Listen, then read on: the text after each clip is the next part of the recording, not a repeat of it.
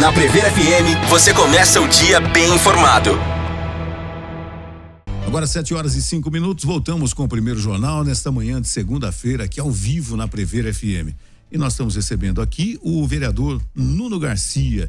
Vereador, bom dia, satisfação em tê-lo aqui, viu? Márcio, bom dia a todos aqui, Lorival.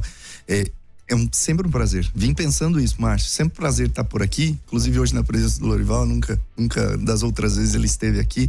Prazer poder falar com vocês, é sempre um ambiente muito agradável pra gente conversar. Muito bom conversar com você também, vereador. Bom, você teve uma lei aprovada no início do mês passado, um pouco antes do recesso na Câmara Municipal, que é a do descarte inadequado de materiais perfuro-cortantes, né? Isso é muito importante porque os coletores que trabalham na coleta do lixo em Botucatu passam por riscos, né? Que mesmo com nós tendo aqui uma empresa que recolhe os reciclados e tudo mais, algumas pessoas ainda insistem em colocar caco de vidro, embalagens cortantes no lixo normal, no saco de lixo, né? E como é que surgiu a ideia dessa lei, vereador? Márcio, a gente está lá exatamente para ouvir e receber boas ideias, receber boas sugestões. Foi nesse sentido que chegou até mim por um grande amigo e me disse que muitos acidentes com os coletores de lixo estavam acontecendo. E os acidentes que acontecem com esse tipo de material pérfuro cortante, principalmente vidro, são muito sérios. Eu não levei na sessão que nós aprovamos esse projeto de lei as fotos que demonstravam os acidentes, porque eram muito feias. Que coisa. Então a gente até preferiu poupar a população disso, mas é algo preocupante. E pesquisando a lei municipal, nós percebemos que não existia esse cuidado, né, com as palavras ali dentro da legislação. E nós entendemos possível fazer essa alteração. A alteração, ela prevê duas coisas básicas: que a gente evite esses acidentes com os coletores de lixo e também um cuidado com o meio ambiente. Porque o descarte do vidro, mesmo que não tenha sido quebrado no lixo comum... A garrafa inteira mesmo. Exato. Mesmo que não tenha esse problema do acidente, ele indo para o lixo comum, ele vai para um lugar que o problema ambiental é muito maior do que talvez até um acidente.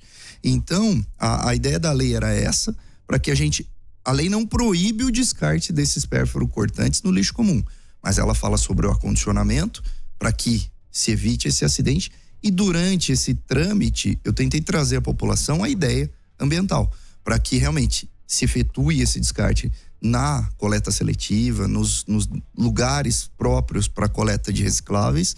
E até, já fazendo um adendo, fui estudar dentro do município como é que está a coleta seletiva e realmente tem uma demanda muito grande que precisa ser melhorada. Já conversei com o Fábio Leite, já conversei com a secretária do Meio Ambiente, a Bianca, que sempre assiste vocês, que esteve aqui há pouco tempo, inclusive. Nós teremos a licitação da limpeza pública há alguns meses para frente aqui. E eles vão ter essa atenção muito grande relacionada à coleta seletiva, que a nossa cidade ainda tem algumas falhas, mas vai ser incluída na licitação próxima agora. Esse final de semana eu estava conversando com algumas pessoas sobre esse assunto, inclusive. Algumas questionaram, falaram, quem vai ser o entrevistado de segunda-feira? E eu falei da sua lei e tudo mais. E aí, de repente, conversando, e numa boa conversa, às vezes aparecem algumas coisas que você acaba não percebendo. Por exemplo, nós temos aqui a coleta seletiva, no bairro onde eu moro, às quartas-feiras, né? Eu procuro colocar ali, eu higienizo a garrafa, o pote de manteiga, eu higienizo, deixo prontinho ali para levarem. Só que antes disso, às terças-feiras, já passa um pessoal que não é oficial recolhendo, né? São famílias que passam ali. Quando eu estou vindo para a rádio às quartas pela manhã, eles estão passando porque as pessoas já deixam a sair para o trabalho, já deixam, né, na calçada, sabendo que a coleta seletiva vai acontecer, mas esses coletores não oficiais acabam recolhendo. E aí, eles vendem, e o que não serve, eles fazem o quê com aquilo? Márcio, acontece a mesma coisa no meu bairro. Às vezes eu até tento deixar um pouco mais próximo do horário, que é segunda-feira à noite, para deixar esse reciclável. Em casa nós temos esse costume de ter 2 depósitos separados, um para lixo reciclável, outro para lixo orgânico. Gostaria que todo mundo pensasse assim. E eu desconheço também essa informação. Vou dar o exemplo de casa. Alguns desses coletores informais realmente fazem essa coleta para tentar sobreviver, para fazer um meio de vida. Em casa eu não tinha muito problema porque realmente eles não bagunçavam o lixo, o reciclável. Mas a gente não tem esse conhecimento. É algo a se pensar para que a gente comece a monitorar essas pessoas informais, e são muitos, né? Na nossa cidade são muitos, percebe que em todos os lugares da cidade tem isso. Uma pergunta, a cidade toda tem essa coleta seletiva? Lorival, excelente pergunta, por quê? A resposta é não. Então, e eu fiquei muito assustado com isso também. Na minha casa não tem a coleta seletiva, o que eu faço com a garrafa?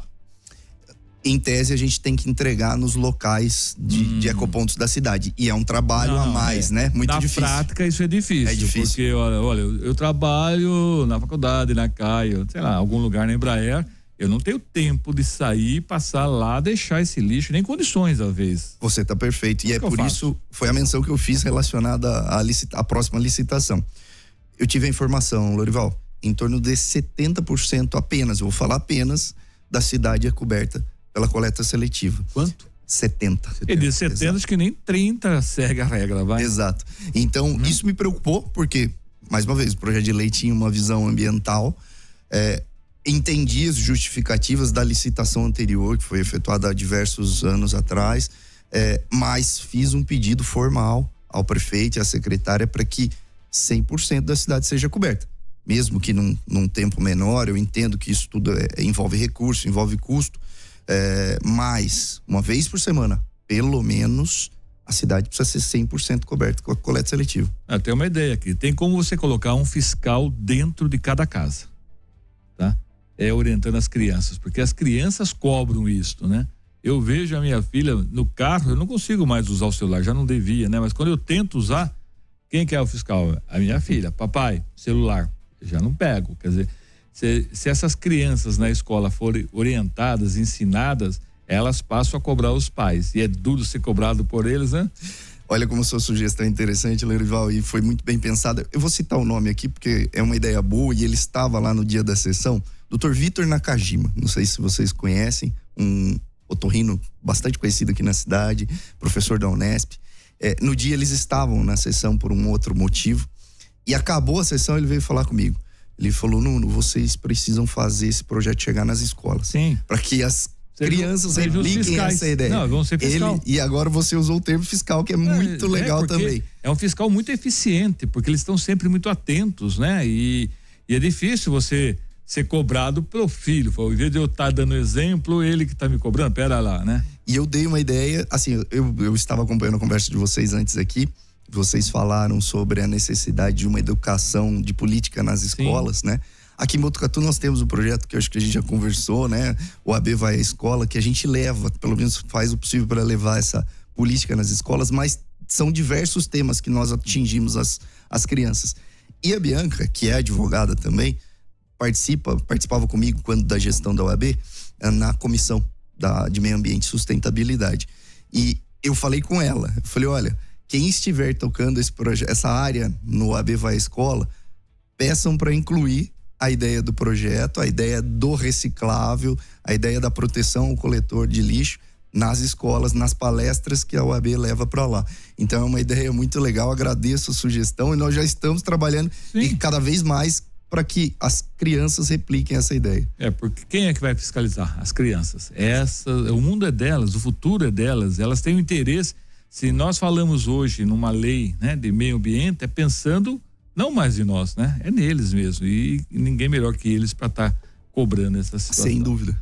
E no atual momento que nós vivemos no mundo, já passou do tempo dessa consciência da sustentabilidade, na preservação do meio ambiente. Isso independe de ser em Botucatu ou em qualquer lugar do mundo, né? Porque a preservação do meio ambiente é fundamental. E em cima de tudo isso, vereador, existe eu espero que o número de pessoas multadas seja pequeno, mas existe uma multa para quem não cumprir também essa lei, né? Sim, até a fiscalização foi uma questão muito trabalhada ali, muito conversada. Nós precisamos lembrar que todos os agentes que trabalham para o município, eles têm fé pública na atuação deles. O coletor de lixo, no seu trabalho, ele é um servidor público, ele está trabalhando por uma empresa que foi licitada e que tem essa possibilidade. Então, A própria coleta de lixo pode ser essa fiscalizadora. A função pública delegada. Né? Exato. Delegou para ele. E aí, nesse sentido, as multas foram impostas, porque infelizmente, Márcio, nós temos que mexer no bolso para criar alguma consciência. É assim no trânsito, é assim com as empresas que às vezes cometem situações que envolvem o meio ambiente também. E nesse sentido nós pensamos em trazer multas.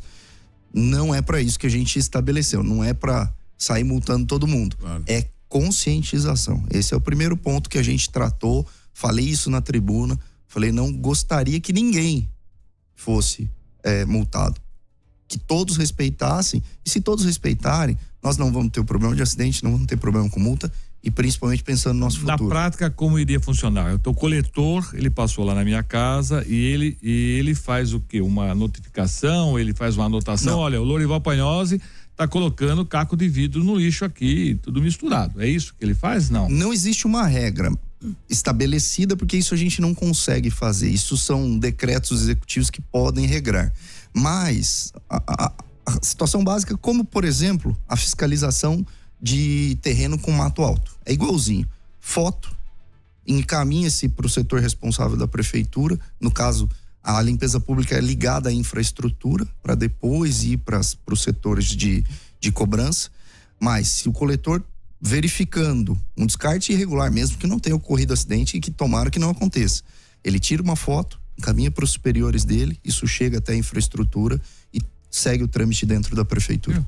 Mas ele deixar um bilhetinho na casa, olha, eu não vou mais recolher o seu lixo, porque você não está se preocupando comigo. 2, 3 dias você vê como entra na linha. Seria uma ótima ideia. Começa a acumular lixo na porta da casa do cara e vai ver só como que ele muda, não, Márcio? A gente falou aqui dos coletores informais que bagunçam, né? A Thaís mandou mensagem aqui, ela mora no Jardim Cambuí, falou que infelizmente isso acontece ali, os coletores informais fazem bagunça com o lixo ali.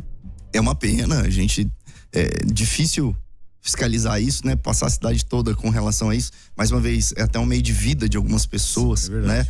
A gente só pede, né? Pede a consciência desses coletores informais que não baguncem, não tragam um problema para aquela pessoa, porque daqui a pouco a coleta vai passar ali, né? Eles precisam ser identificados, precisa ter uma conversa com eles, também uma conscientização. Às vezes estão fazendo ali sem nem perceber o que estão fazendo, porque são pessoas muito simples que precisam ser orientadas.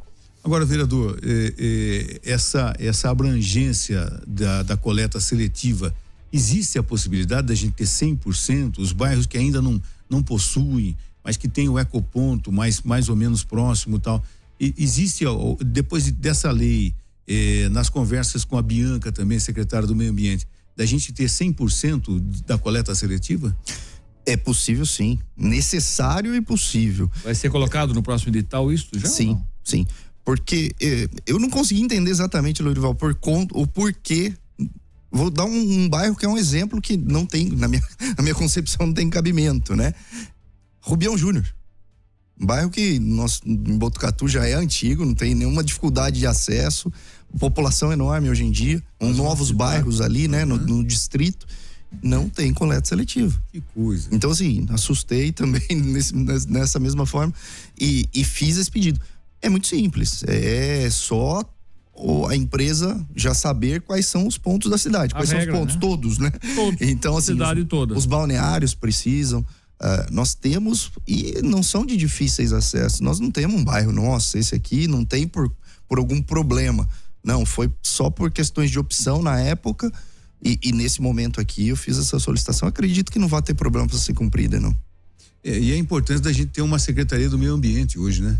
Fundamental, né? Eu sempre elogio, né? E já falei isso com o prefeito estando aqui pessoalmente, e para ela também, a secretária Bianca, da gente ter essa pasta, que é fundamental. Eu acho que Botucatu saiu à frente de muitas cidades que ainda não tem uma secretaria específica do meio ambiente, quando no momento que nós estamos vivendo, nós vamos ter uma COP30, pelo menos na teoria, tem tudo para ser realizado agora em novembro, com todas as dificuldades que a gente está enfrentando, de hotel, né? Uma diária. Talvez saia de Belém, mas. Isso eu acredito que não. Mas ontem, conversando também com alguns amigos, você, por exemplo, a COP30, que você tivesse uma visita oficial das autoridades, dos pesquisadores que vão participar da COP30 no local, mas que as instalações continuassem sendo feitos nas grandes cidades. Rio de Janeiro, São Paulo, Belo Horizonte, né? Que você tivesse ali e mais as conferências, mas de repente, olha, hoje nós vamos ter um tour para conhecer a floresta amazônica, para conhecer o que está sendo feito e tudo mais, porque a gente está encontrando dificuldade em ter quartos, né? Hospedagem para o pessoal, tá todo mundo correndo atrás. Uma hospedagem que custava R$200, R$100, Airbnb. 5, 6 mil. 6 mil reais, gente. E não pode se imaginar, vamos construir, aí depois, faz o que com aquilo tudo? Não vai ter gente lá depois, não adianta. A COP30 eu falo que é a esperança, né? Que aconteça e que seja um momento de discussão importante para o futuro. O Lorival trouxe talvez as ideias de hoje relacionadas ao meio ambiente não sejam pra gente, né? Sejam para os nossos filhos, para os nossos netos, e espero isso também. Eu vou até fazer um complemento à sua fala, Márcio. A importância da pasta de meio ambiente e principalmente a importância da pasta de agricultura também, né? Porque era a Secretaria do Verde que hoje, né? Ela se separou. E os dois secretários, eu sou um pouco suspeito para falar porque eu sou amigo dos dois, da Bianca e do Júlio. São duas pessoas espetaculares que entraram nisso para trabalhar, para ajudar. São duas pessoas já profissionalmente estabelecidas que não precisariam simplesmente estar ali, estão porque querem, porque gostam daquilo, gostam de ajudar. A pasta de agricultura, as duas praticamente foram iniciadas nessa gestão e iniciadas no sentido literal mesmo, com todos os projetos, porque como estava num formato agregado, o secretário tentava fazer algo para os dois lados e, na minha opinião, até faltava um pouquinho nesse sentido, não culpa do secretário, mas principalmente da pasta. Com as separações, os dois estão tendo possibilidade de trabalhar. A Bianca tem feito um trabalho espetacular. O Júlio tem ouvido muito a zona rural aqui em Botucatu, tem entendido muito o que está acontecendo, tentado colocar novas ideias. A ideia foi muito boa da separação e tem acontecido, sim. Que importante. E até porque a gente tem que valorizar também a zona rural, os produtores rurais, né? E a gente entrevista quase que sempre, né? Pesquisadores, docentes da FCA, e a informação de que a nossa região está se destacando na produção de queijos, na produção de vinhos, né? E nós vamos ter brevemente outras vinícolas acontecendo bem próximo a gente, porque através de pesquisa que o nosso solo, né? Ele é rico, que pode ser produtor de vinho com mais abrangência e tudo mais. E um detalhe bastante importante, né? As hortas comunitárias também, né? Isso facilita muito, isso ajuda também. De repente você tem um local lá que, nossa, terreno, estão jogando lixo ali, você pode revitalizar aquele terreno e fazer uma horta comunitária, né? Sim, Márcio, eu até esqueci, e você citou a FCA. A FCA tem sido uma parceira gigante, tanto no meio ambiente como na agricultura. O professor Caio e a professora Renata são duas pessoas espetaculares que estão lá na direção da FCA. E mais, as empresas júniores da FCA estão nos procurando. Semana passada o Senagre nos procurou, que são alunos da FCA que trabalham em empresas mesmo, que fomentam diversas coisas relacionadas à área, e nos procurou para fazer um projeto em conjunto com a prefeitura de manejo de horta, de manejo de plantas com jovens. As alunas, inclusive, fomentaram a ideia do Conselho Municipal da Juventude, que está parado neste momento, e pude fazer a reunião com elas para que a gente comece a fomentar a reestruturação desse Conselho Municipal de novo. Tive uma conversa com o Igor do cartório eleitoral, que é lá do pessoal dos escoteiros. Ele já se colocou à disposição também, porque ele faz parte do Conselho da Criança e Adolescente. Então, a FCA tem sido um parceiro muito grande do município. Não sei se as pessoas sabem, mas é importante a gente falar aqui. E nesse sentido, nem gostaria de falar sobre vinícolas, porque se a gente entrar nesse assunto, talvez a gente não pare, Márcio. Adoro vinhos, adoro o tema. Inclusive, brincamos aí de tentar plantar uva num sítio de um tio avô que eu tenho, com todas as dificuldades, mas a gente tava lá tentando para brincar de fazer vinho, inclusive. Mas eu acho que o Botucatu tem um potencial, tem um clima para isso, tem comércio, né, para isso. Nós fomos agora há pouco tempo, eu, família, na Vinícola DJ, lá em Pardinho já, um lugar muito bonito que as pessoas estão trabalhando ali. Eu sou entusiasta de que Botucatu consiga fazer tudo. Se inclusive tiver algumas vinícolas, eu fico muito feliz, né? De plantar, eu busquei na memória agora. E aí é um desejo que eu tenho em casa, criar um espaço e plantar um pouquinho de uva. Papai tinha em casa, sabe, um pé de uva lá, e chegava no fim do ano, era tão gostoso ir lá e colher aquele cachinho de uva, que tem outro sabor, né? Quando você colhe na hora. Não só pro vinho, né, Lorival? Não só pro vinho. Gente ter, ele é muito... gostoso. Exato. É uma delícia, né? Muito, muito. Eu tinha, meus pais tinham em casa, eu tenho também uma parreira lá em casa, e agora, segunda quinzena de agosto, é época da poda. Quando chega em novembro, dezembro, época de Natal, elas estarem carregadinhas ali, né? Deixa um pouco pros passarinhos, um pouco pra gente e tal, e é muito gostoso. Um espaço pequeno, mas sempre tem e trazendo aquela lembrança. Não precisa muito, né, para ter uma parreira de uva em casa. Né? Não. E sabendo podar. O segredo tá na poda. Só uma vez por ano mesmo. No caso, essa minha, não sei o que tá acontecendo. Ela deu já, o primeiro, março mais ou menos, ela deu. Falei, gente, uma quantidade menor tal, né? Mas a tradição mesmo é novembro, dezembro. Isso. A parreira tá carregadinha lá de uva, né? Acho que na quinta ou na quarta ou na quinta-feira a gente vai ter uma entrevista aqui também com o pessoal de Porangaba, que tem um queijo artesanal sensacional, que é a Lotus, né? Quinta-feira, né? Quinta-feira. A gente vai ter uma entrevista e eu provei esse queijo lá no Zé do Queijo e tal, uma delícia. A gente percebe o seguinte, que a região de Botucatu, Polo Cuesta e tudo mais, está se destacando. Algumas coisas que você não tinha curiosidade, não tinha conhecimento. Pardinho, de repente, ganhou prêmios internacionais. Porangaba, esse queijo é muito bom. Vinícola em Bofete, então, vinícola em Pardinho. A gente percebe que também a união através do Polo Cuesta tem feito a diferença, né, vereador? Sem dúvida.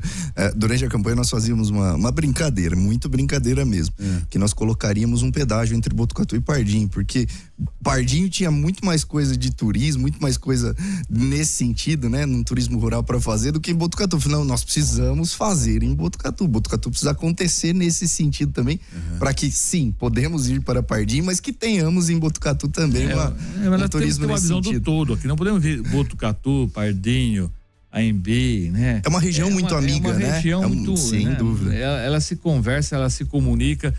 Não existe ali nada que mostre aqui parou Botucatu, começou Pardinho. Aliás, Pardinho era um pedaço de Botucatu, né? Hoje que é Pardinho, mas antes fazia parte de um todo. Nós somos um todo aqui. Sim, eu tenho muito contato lá. Ontem estava com algumas pessoas, algumas famílias de Pardinho. E eu gosto muito da população de Pardinho. Trabalhei lá na prefeitura, acho uma população muito acolhedora.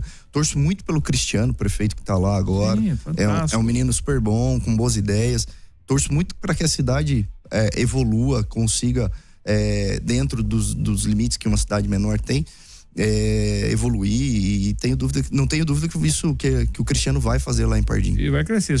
Aquele Ninho Verde mesmo que faz parte de Pardinho, vai ter mais casa lá do que em Pardinho. Pardinho tem em torno de 6 ou 7 mil habitantes. O Ninho Verde tem 12 mil lotes. Então você vê. Pra ter uma ideia. Então tem tudo e tá crescendo. Você passa ali, cada vez que você vai para São Paulo, passa ali, mas vai ter mais um monte de casa, mais um monte de casa. É isso. Tá, muita gente de São Paulo está vindo pro Ninho Verde, né? Para morar, inclusive. As pessoas têm saído de São Paulo e se aposenta ou tá trabalhando no home office hoje, vida, né? Então, vindo ali, assim, encontra esse pessoal ali nos restaurantes. Onde você é? Sou do Ninho Verde, vim de São Paulo. E o que você faz? Não, trabalho home office, trabalho assim, eu aposentei. Muito interessante. Gostoso, sem dúvida. E é o todo, né? Não dá para pensar só Botucatu. Botucatu não cresce sem Pardinho, Pardinho não cresce sem Botucatu, que não cresce sem Bofete. Se a gente acha que valorizar esse Polo Cuesta, do qual o Fábio é o presidente, até, né? Hoje ele é o presidente. Ele é o presidente. Eu acho que nós temos muito a ganhar no todo. Sem dúvida. E assim, mais uma vez, parece que eu tô puxando o saco da Bianca, né? Deixar um abraço pra ela, porque ela sempre acompanha vocês. A Bianca, inclusive, é que está organizando toda essa comunicação com o Polo Cuesta. Tem bastante coisa acontecendo. Porque o que falta para um tem no outro, entendeu? Isso que é legal. É um complemento. Né? Complemento. Quer dizer, se um conseguir entender isso, o espaço de cada um, né? Vai crescer muito. Sem dúvida. Vereador Nuno, já no finalzinho do nosso bate-papo, e a Câmara agora tem um aplicativo para as pessoas poderem acompanhar pelo celular as sessões da Câmara. Canal de WhatsApp. Canal de WhatsApp, né? E as pessoas têm, uma novidade e tudo mais, né? Mas como é que tem sido a frequência das pessoas fisicamente, presencialmente na Câmara, né? Até que ponto esse tipo de canal de WhatsApp vai melhorar no sentido deles saberem a atuação do vereador? Mas lá no começo eu disse que a conversa aqui é boa, né? Eu gosto de vir aqui e a conversa passa muito rápido aqui, né? Então, você já falou no finalzinho, eu olhei o horário aqui. Isso, nós não servimos vinho aqui. Pois né? mas só começar a servir às vinho 7:30 da manhã talvez não seja um horário. Não sei, né?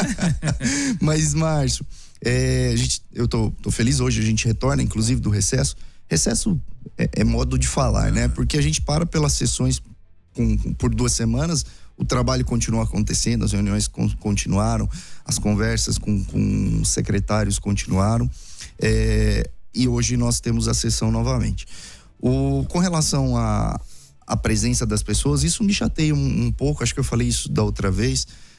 Eu gostaria que nós tivéssemos mais pessoas fisicamente lá na Câmara, acompanhando tudo que acontece, mas as pessoas costumam ir por algum motivo em específico, um recebimento de moção ou um projeto de lei que seja tratado mais polêmico. Exato, com relação a alguma situação específica, e essa é a nossa batalha para que a gente consiga chegar a eles. A TV Câmara faz um excelente trabalho, então as transmissões já acontecem pela TV aberta, pelo YouTube, pelo Facebook, e agora disponibilizou de maneira ampla esse canal de contato pelo WhatsApp.